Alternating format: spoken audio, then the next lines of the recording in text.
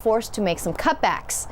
Starting on the 13th, the Battle Point route will take over commuter service from the Bethany Lutheran Park and Ride, pushing the morning stop schedule up earlier for riders in order to make that ferry.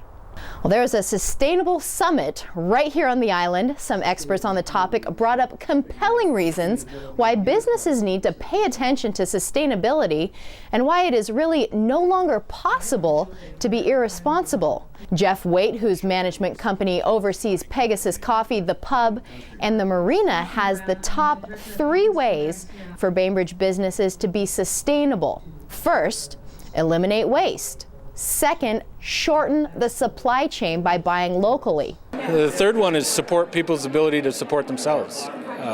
Really, sustainability is self-reliance.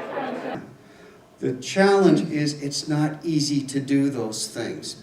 And when we look it is often a challenge to find ways for businesses to become more sustainable, but in the long run, green investments are often cheaper and outperform the standard indexes. The greenest home on Bainbridge just got a little greener. Joining us now is B News reporter Brad Gertz. Thanks, Selena. Construction crews have finished installing a green roof on Ed and Joanne Ellis's house. This makes the home more efficient and brings it closer to LEED Platinum status. Crews started work on the roof the 13th of November. The roof was delivered in square flats that had to be lifted onto the home and slid into place.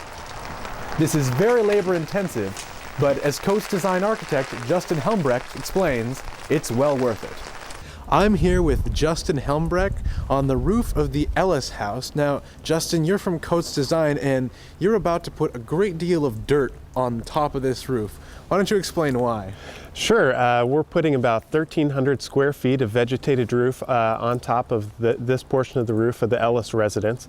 And it will be used for a couple great reasons. One is to reduce the rainwater runoff on the house by about 25%, and also provides just a great garden area for the Ellises to escape to. The green roof is just a piece of the energy-efficient technology that makes up the Ellis home. Helmbrecht took the time to explain just what it takes to make a home truly green. The Ellis residence features several green mechanical systems to help make this a LEED Platinum house. The first of which here is the water furnace, which is connected out to the geothermal loop in front of the house. And what this does, it cycles glycol from the geothermal loop and exchanges the heat inside here. And out of the back side of the unit comes hot water. And this is fed into a tank here, which is used to heat the radiant floors inside. It's radiant heating concrete inside. Then some of this water as well is used to supplement the HRV unit, the heat recovery ventilator. This ventilator exchanges the cold air of the inside with the the cold air of the outside with the stale air of the inside. And as they pass through this box here, they exchange the heat.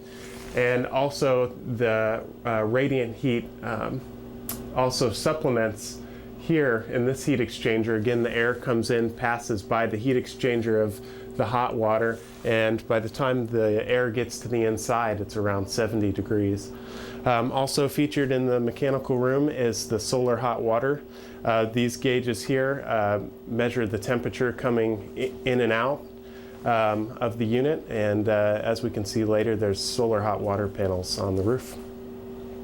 With all that technology, the green roof may look low-tech, but it helps reduce the carbon footprint, decreases runoff, and the roof doesn't even have to be mowed. With so many benefits, Islanders can expect to see more green roofs in the future. President Obama recently announced his latest proposals to kickstart job growth. Here in Kitsap County, our jobless rate is slightly lower than the national average at 7.1%, but the County Career Center is seeing more and more people coming through the door. Here's B News reporter Danielle Strauss. Leilani Murata visits WorkSource Kitsap County and Bremerton every day in hopes of landing a job. I'm trying anything and everything that I might be qualified for. I'm willing to work anywhere right now. Murata lost her job at a fast food restaurant in September. Before coming to WorkSource, she didn't have an email account or even know how to search online for jobs.